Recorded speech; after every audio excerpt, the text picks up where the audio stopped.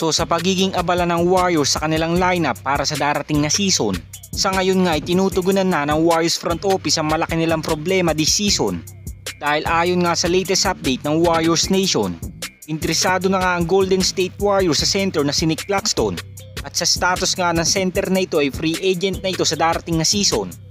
At may option nga si Nic Claxton na makapamili ng kanyang pupuntahang team dahil sigurado nga maraming mga teams ang maghahabol sa player na ito. So now ay Golden State Warriors pa lamang ang nagkakaroon ng interest kay Claxton. At magandang move nga ito para sa GM ng Golden State Warriors dahil ito talaga ang pinakamalaki nilang problema sa seasong ito, kung saan nalilimit nga sila ng ibang NBA team sa size at rebounding.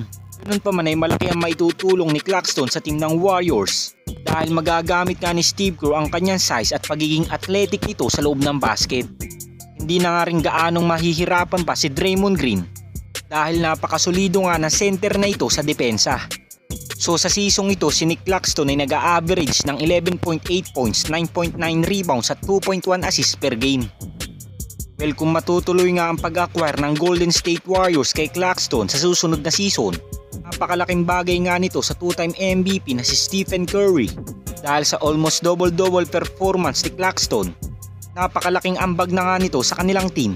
Kinakailangan na lang talagang magkaroon ng second option kay Steph dahil kung magkakaroon pa nga ng isang star player sa team ng Golden State Warriors, halos solve na nga ang problema ng Warriors dahil contribution and legit big man lang talaga ang kulang sa Dubs upang tuluyan na nga silang magkaroon ng success sa darating na season.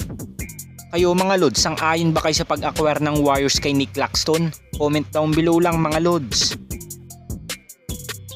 At dahil wala pa rin balita sa contract extension ng 4-time NBA champion na si Klay Thompson, alam na nga nating mga fans na ina-acquire na siya ng Orlando Magic. Napakaganda na nga ng offer kay Klay Thompson dahil bukod sa 40 million per year nitong matatanggap sa team ng Orlando Magic, gagawin pa nga siyang starting shooting guard kasama nila Paolo Banchero. Malaki din ang chance ang magkasama pa sila ni Dwight Howard dahil pinapangarap nga niyang makabalik sa team na ito upang dito na niya tapusin ang kanyang karir. Bagamat maraming opportunity ang nag-iintay kay Klay Thompson sa team ng Orlando Magic, ngayon nga ay mukhang hindi pa nga ito mangyayari dahil ayon nga mismo sa latest interview ng kanilang general manager at ni Steve Kerr, hindi nga daw sila basta-basta makakapagdesisyon sa kanilang mga players dahil lahat nga ng aalis or papalit sa kanilang team ay ipapaalam muna sa two-time MVP na si Stephen Curry. At alam na nga natin ang resulta kung si Steph man na magdedesisyon para sa kanyang mga teammates.